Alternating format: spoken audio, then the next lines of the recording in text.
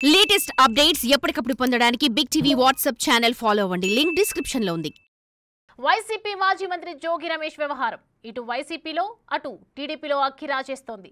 వైసీపీలో ఉన్నంతకాలం టీడీపీ అధినేత చంద్రబాబు, జనసేన చీఫ్ పవన్ కళ్యాణ్లపై ఒంటి కాలితో లేచిన జోగి అనూహ్యంగా టీడీపీ నేతలతో కలిసి ఓ కార్యక్రమంలో పాల్గొనడం, వైసీపీ కార్యక్రమాలకు దూరంగా ఉండడం ఆయన పార్టీ మారతారనే ప్రచారానికి మరింత ఊపిచ్చింది. ఈ పరిస్థితుల్లోనే వైసీపీ అధినేతను కలవడం వెనుక ఆంతర్యం ఏంటి?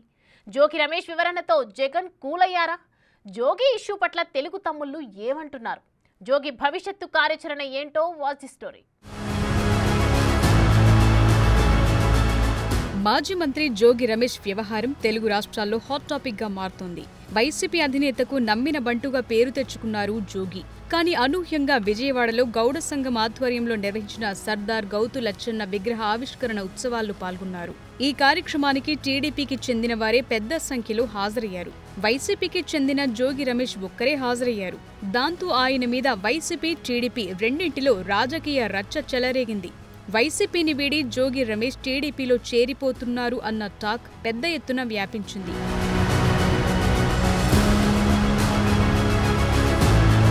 గత కొద్ది రోజులుగా పొలిటికల్ గా చర్చకు దారితీసిన ఈ వ్యవహారం ఇప్పుడు సెటిల్ అయినట్టు తెలుస్తోంది. జోగి రమేష్ వైఎస్ జగన్మోహన్ రెడ్డిని కలవటంతో ఈయన పార్టీ మారటంపై క్లారిటీ వచ్చిందని భావిస్తున్నారు. జగన్మోహన్ రెడ్డిని కలిసిన ఈయన ఎందుకు టీడీపీ మంత్రులతో కలిసి కనిపించారనే విషయంపై వివరణ కూడా ఇచ్చినట్టు భావిస్తున్నారు. విగ్రహావిష్కరణ పార్టీలకు అతీతంగా జరగటంతోనే తాను వెళ్లానని, అంతకు మించి మరే ఉద్దేశం లేదని జోగి రమేష్ వివరణ ఇచ్చుకున్నట్లు చెప్తున్నారు. 2014లో సొంత నియోజకవర్గం మైలవరం నుంచి పోటీ చేసి టీడీపీ అభ్యర్థి దేవినేని ఉమా చేతిలో ఓడిపోయారు జోగి రమేష్. ఆ తరువాత అక్కడి నుంచే పోటీ చేయాలని విశ్వ ప్రయత్నాలు చేసినా అధినేత కరుణించలేదు. 2019లో పెడన నుంచి పోటీ చేయాలని అధిష్టానం ఆదేశించడంతో అయిష్టంగానే బరిలో దిగి విజయం సాధించారు. గత ఎన్నికల్లో ఘోర ఓటమి చెందిన జోగి రమేష్ గత 6 నెలలుగా వైసీపీలో యాక్టివ్గా అయితే లేరన్నది పార్టీ వర్గాలు చెప్తున్న మాటగా ఉంది. అంతేకాదు ఆయనకు ఇష్టమైన మైలవరం అసెంబ్లీ నియోజకవర్గానికి వైసీపీ అధినాయకత్వం ఇన్ఛార్జి బాధ్యతలు అప్పగించిన పార్టీ కార్యకలాపాలైతే అక్కడ మొదలు కాలేదని కూడా అంటున్నారు. ఇటీవల జోగి రమేష్ పై కేసు నమోదైంది. చంద్రబాబు ఇంటిపై దాడి చేసిన ఘటనలు ఆయనపై కేసు నమోదు చేశారు. పోలీసుల విచారణకు కూడా ఆయన హాజరయ్యారు. ఆయన కుమారుడిపై కూడా అగ్రిగోల్డ్ భూముల విషయంలో కేసు నమోదైంది. టీడీపీ కార్యాలయంపై దాడి ఘటనలో కూడా నిందితుడిగా ఉన్నారు. ఈ కేసుల భయంతోనే ఆయన పార్టీ మారే ఆలోచన చేస్తున్నట్టు కూడా చెప్తున్నారు. మరోవైపు జోగి రమేష్ ఇష్యూ టీడీపీలో కూడా అగ్గిరాజేసింది. వైసీపీ మాజీ మంత్రిని తమ వెంట పెట్టుకుని ర్యాలీలో పాల్గొనడంతో తెలుగుదేశం అధిష్టానం మంత్రి పార్థసారథి, ఎమ్మెల్యే గౌతు శిరీషపై కూడా తీవ్ర స్థాయిలో ఆగ్రహం వ్యక్తం చేసిందట. అందుకే ఈ విషయంపై మంత్రి పార్థసారథి మాట్లాడుతూ క్షమాపణలు కూడా కోరారు. ఇది పార్టీలకు అతీతంగా జరిగిన విగ్రహావిష్కరణ కావటంతో జోగి రమేష్ కూడా పాల్గొన్నారని, ఉద్దేశపూర్వకంగా జరిగింది కాదని వివరణ ఇచ్చుకున్నారు. ఎవరెవరొస్తున్నారో తెలియకే జోగి రమేష్ హాజరైన కార్యక్రమంలో పాల్గొన్నారని గౌతు శిరీష అంటున్నారు. సామాజిక న్యాయం కోసం పోరాటం చేసిన సర్దార్ గౌతు లచ్చన్న గారి విగ్రహ ఆవిష్కరణని పార్టీలకు అతీతంగా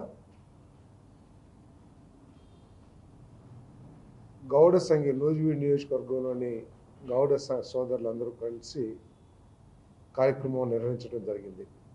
అనుకోకుండా అక్కడికి వెళ్ళిన తర్వాత జోగి రమేష్ కూడా అక్కడ కార్యక్రమంలో పాల్పంచుకోవడం జరిగింది. తెలుగుదేశం పార్టీ తరఫున కార్యక్రమాన్ని నిర్వహించడం కానీ, తెలుగుదేశం పార్టీ తరఫు నుంచి ఆయన్ని ఆహ్వానించడం కానీ, కూటమి పార్టీలు ఎవరు కూడా ఆయన్ని ఆహ్వానించలేదు. ఇది అనుకోకుండా జరిగిన సంఘటన అని చెప్పేసి నేను మనవి చేస్తా ఉన్నాను. నన్ను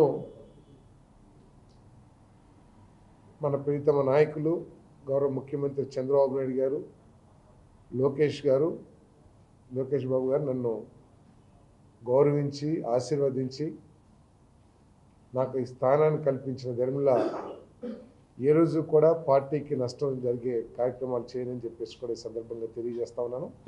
సొంత పార్టీలో అక్కడ ఏం జరిగిందో తెలుసుకోకుండా ఆ పార్టీ కార్యక్రమం పెట్టింది నేను కాదు, అది నా నియోజకవర్గం కాదు, నడిపింది నేను కాదు. గౌతు లచ్చన్న గారి మనవరాలిగా, కుటుంబ వారసురాలిగా విగ్రహ ఆవిష్కరణకి మాత్రమే వెళ్ళాను.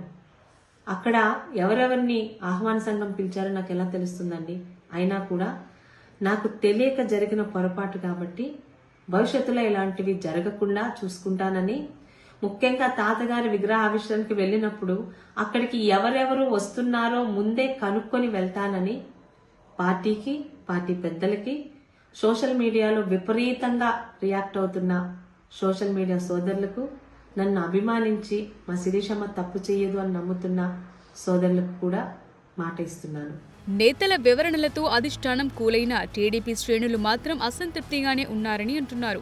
నేతల వివరణతో జోగి రమేష్ పై ఒక్క విమర్శ చేయకపోవటమే అందుకు కారణం అని కూడా చెప్తున్నారు. చంద్రబాబు, లోకేష్ సహా పార్టీ ముఖ్య నేతల్ని జోగి రమేష్ నోటికొచ్చినట్టు దుర్భాషలాడిన విషయాన్ని ఆ నాయకులు అంతలోనే మర్చిపోయారా అని మండిపడుతున్నారు. జోగి రమేష్ ఇచ్చిన వివరణతో జగన్ సంతృప్తి చెందారా? అలా సంతృప్తి చెంది ఉంటే పార్టీలో ఆయనకు మళ్లీ ప్రాధాన్యత ఇస్తారా? లేక కూటమి పార్టీలో వస్తున్న వ్యతిరేకతతోనే జోగి రమేష్ పార్టీ మారే విషయంలో వెనక్కు తగ్గారా అని చర్చ జరుగుతోంది.